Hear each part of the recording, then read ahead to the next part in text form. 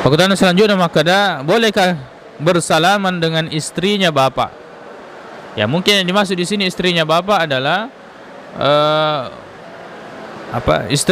bapaknya sudah menikah dengan perempuan yang lain, apakah ibunya meninggal atau mungkin istri yang keduanya. Apakah boleh bersalaman anak laki-laki kepada ibunya, ibu tirinya? Ya, boleh.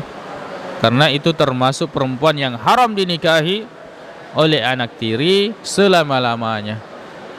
Itu termasuk ya mahram, perempuan yang haram dinikahi selama-lamanya. Walaupun bapaknya sudah meninggal, haram selama-lamanya untuk dinikahi oleh anak. Boleh bersalaman dengan ibu tiri, wallahu a'lam.